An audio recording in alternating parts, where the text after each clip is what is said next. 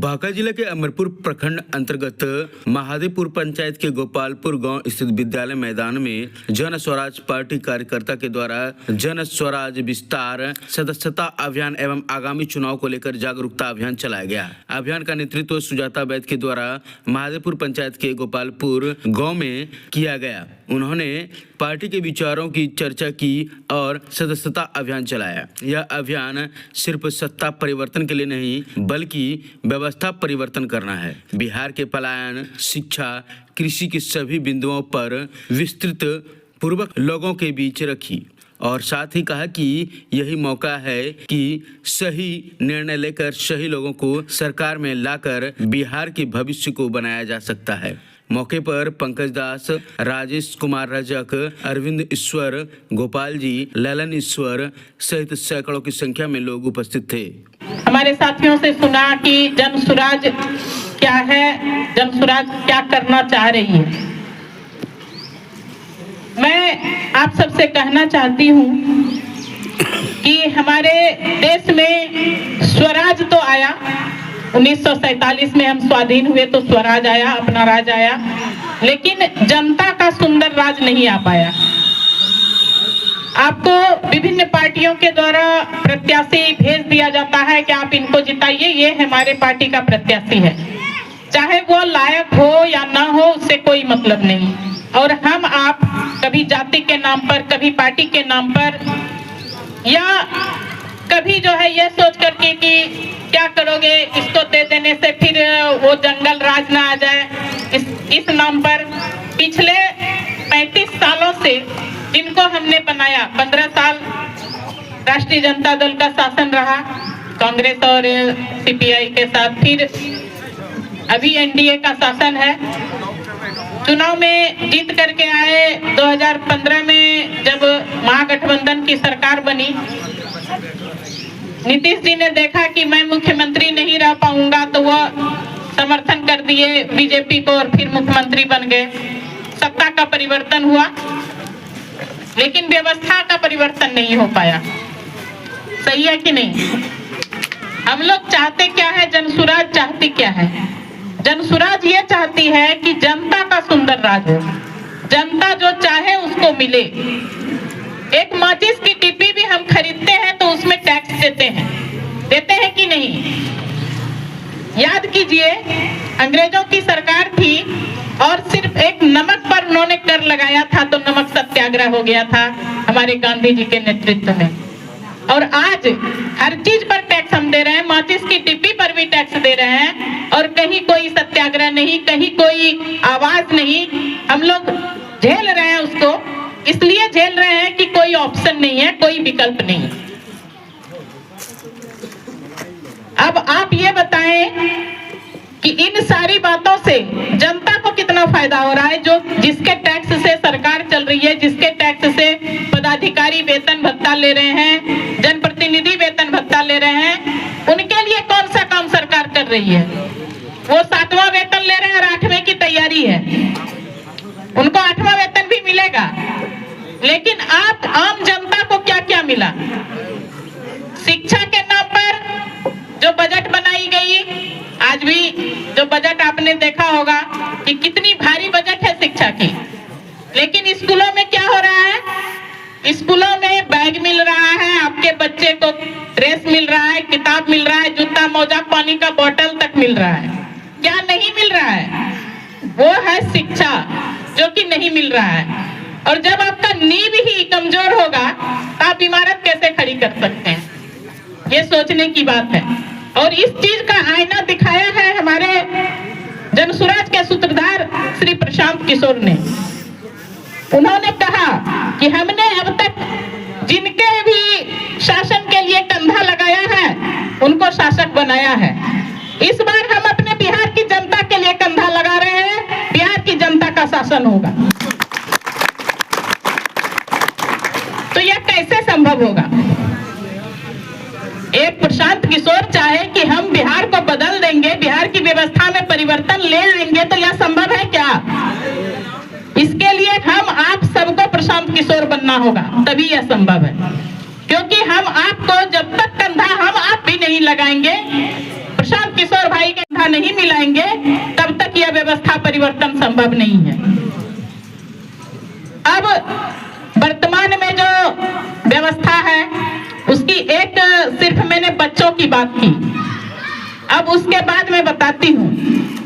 युवा जो हमारे देश के भविष्य हैं, कहता है कि युवा जिधर चलता है जमाना उधर चलता है, कहावत है। तो ये सिर्फ कहावत नहीं है, क्योंकि कहावत जितनी भी पहले कही गई है सब में कहीं न कहीं सच्चाई है। और उन युवाओं को आज अगर बनवाना पड़े आय जाति आवासी, क्या होता है, उनको भी कमीशन देना पड़ता है। क्या सही है कि नहीं है? कोई भी काम आप करने के लिए जाइए ब्लॉक में, चाहे वो म्यूटेशन हो, चाहे वो जाति आवासी की बात हो, चाहे वो राशन कार्ड की बात हो, चाहे अभी नया ताजा 2 महीने से जोड़ा जा रहा है कि आवास सूची में आपका नाम जोड़ा जाएगा, जो गरीब हैं उनका नाम जुड़ेगा। उसके लिए कितने ही दलाल आपके आसपास आपके घर परिवार में पैदा हो गए होंगे। क्यों? कि उस व्यक्ति से जो गरीब है उससे नाम जुड़वाने के नाम पर कुछ दोहन किया जाए। अब मान लिया जाए कि किसी वार्ड में 500 परिवार का एक वार्ड होता है, उस 500 परिवार में अगर 100 परिवार से कोई आदमी ले ले 2000 रुपया या 200 परिवार से 1000 रुपया ले ले इस नाम पर कि हम आपका नाम जुड़वा देंगे, उसके पास जमा हो जाएंगे 2 लाख रुपए, हो गए कि नहीं? और उस 2 लाख रुपये से उसका घर तो बन गया, आपका नाम जुड़े या ना जुड़े, फिर भी लोग दे रहे हैं और नहीं बताते हैं कि ऐसा क्यों करें, ये उसका अपोज नहीं करते हैं। कहने का मतलब ये है कि आप अपनी जिम्मेदारी क्यों नहीं निभाना चाहते हैं? आप क्यों नहीं उससे पूछते हैं कि ये 2000 रुपया क्या करोगे, किसको दोगे? चलो हम उसके पास चलते हैं और अकेले नहीं जाइए, 10-20 की जनसंख्या में जाइए और कहिए कि ये 2000 रुपया या 1000 रुपया जो लिया जा रहा है तो क्यों लिया जा रहा है बताइए। देखिए कल से वो बंद हो जाएगा।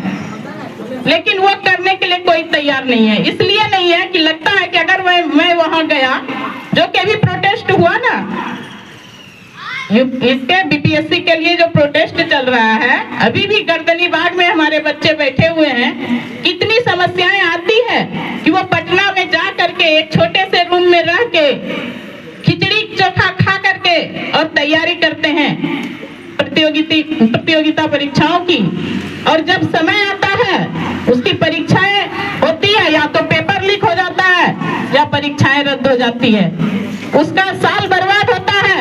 इसके लिए किसने किसने आवाज उठाया, किसने किसने उसको कंधा दिया उन बच्चों को कि चलो तुम्हारे साथ हम हैं। और ये निर्मोही सरकार, इसने आपके बच्चों को दौड़ा दौड़ा कर पीटा, इसने आपके बच्चों को आंसू के गोले छोड़ छोड़ करके भगाया।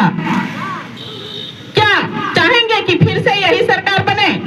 मैं तो कहती हूँ कि वोट का चोट सब चीज से ज्यादा है, सारे चोट से मतलब कहा जाए कि मजबूत चोट हमारे वोट का चोट है।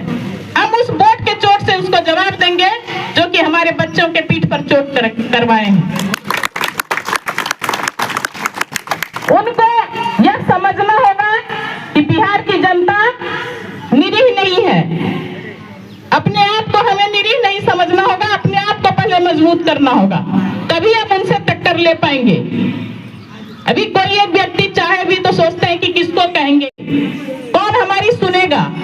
सही बात है, वर्तमान सरकार किस बिना पर आई थी कि यहाँ जंगल राज है, दिन दहाड़े बंदूक दिखा करके और लूटा जाता है। क्या सही बात है कि नहीं? अपराधी मजबूत थे पिछले आरजेडी के शासनकाल में, उसी को हटाने के लिए ना इनको लाया गया था। तो वहां तो बंदूक दिखा करके आपको लूटा जाता था, और अभी बिना बंदूक दिखाए लीगली आपको लूटा जाता है, और आप ही सिस्टम के नाम पर उसको देते हैं। आप अपने अधिकार को नहीं समझ पा रहे हैं। उस अधिकार को समझने के लिए एक विकल्प जनसुराज आई है, और इस विकल्प का आप भरपूर फायदा लीजिए, यही आपसे उम्मीद करने के और हम जन सुराजी साथी यहाँ उपस्थित हुए हैं। ये जो जन सुराज है यह आप ही के द्वारा, आप ही के तरह के लोगों के द्वारा यह बनाया गया है पार्टी। इसके सूत्रधार भले ही प्रशांत किशोर रहे, क्योंकि उन्होंने जनता को जगाने का काम किया, उन्होंने ही आईना दिखाया। और इस पार्टी में जो हमारे कई साथी पूछ रहे थे ये अलग कैसे होगा, हो सकता है कि अभी बन करके वही करने लगे। तो मेरा कहना है कि 15 साल आपने एक को देखा, 20 साल दूसरे को देखा, 5 साल इसको भी देखिए। अगर यह जो कह रही है उस कार्य में कोई भी कोताही करेगी तो आपके साथ मैं भी सबसे पहली विरोधी बनूंगी इस पार्टी की, जनसुराज पार्टी की। क्या आपने नहीं किया तो 5 साल में इसको भी बदलेंगे।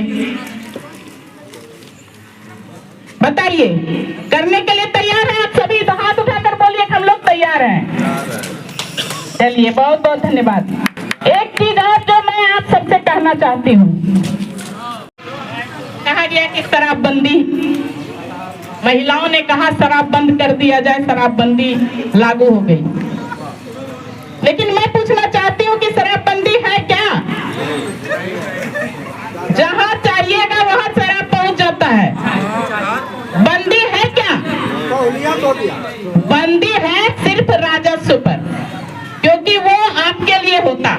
राजस्व आता तो आपके लिए विकास होता, राजस्व आता तो आपके पेंशन में वृद्धि होती। यही ना कहा जा रहा है, भाई कैसे पेंशन बढ़ाएंगे, पैसा ही नहीं है।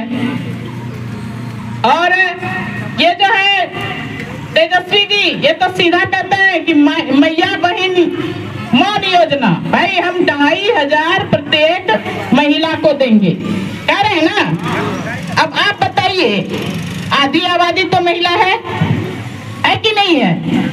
13 करोड़ अगर हमारे बिहार की आबादी है तो 6.5 करोड़ महिलाएं हैं। आप जोड़ लीजिए कि 2500 रुपया महीना के हिसाब से 6.5 करोड़ के लिए कितना पैसा आएगा एक महीने में, और हमारे बिहार का बजट क्या है। इसी से समझिए कि कितनी बात वो सत्य बोल रहे हैं। तो जो सत्य बोल रहे हैं उनको हमें चुनना है। जनसुराज पार्टी सब पार्टी से अलग इस बिना पर है कि जनसुराज पार्टी में सीधा सीधा है, संविधान जो पार्टी का बना है, पार्टी का अलग संविधान बना है। ये नहीं कि देश के संविधान की बात मैं कर रही हूँ। पार्टी के संविधान में कहा गया है कि जो कम से कम इंटर पास होगा उसी को हम प्रत्याशी बनाएंगे। जिस विधानसभा का प्रत्याशी हमें बनाना है उसी विधानसभा का वो व्यक्ति हो, निवासी। अभी आपका जो विधायक है वो बौसी का है, कितने लोग उनसे मिले हैं? मुझे नहीं लगता है कि उससे 5 व्यक्ति भी मिले होंगे। इस तरह की बहुत सारी बातें आई, इसलिए आई कि वो बौसी के हैं तो वो उसको भी देखते हैं। वोट भले ही हमारा आपका लिए हो, लेकिन उनकी प्रायोरिटी क्या है, हम अपने क्षेत्र को चमकाएं। और अमरपुर तो चारागाह है, यहाँ हम लोग फसल उगा के रखेंगे, फिर कोई आएगा और चर के चला जाएगा। वो आपको क्यों देगा? आप बताइए सिर्फ एक बात कि अगर 100 रुपये में मजदूर मिलने लगे तो कोई 300 रुपया देगा क्या? तो आप तो उसको बार बार वोट दे रहे हैं, उसको बार बार वोट दे रहे हैं। आपका काम हो कि नहीं हो, आपके यहाँ बने कॉलेज की न बने। अभी एक से गुफा उठाया है, हमने मेडिकल कॉलेज यहाँ ला दिया। ये तो नीतीश कुमार जी जब से बने हैं तब से कह रहे हैं कि हर जिले में मेडिकल और इंजीनियरिंग कॉलेज होगी, कह रहे हैं कि नहीं कह रहे हैं? तो आज अगर यहाँ पर मेडिकल कॉलेज खुल भी जाता है तो ये किसका देन मानिएगा, नीतीश कुमार का या जयंत राज का? आप ही बता दीजिए।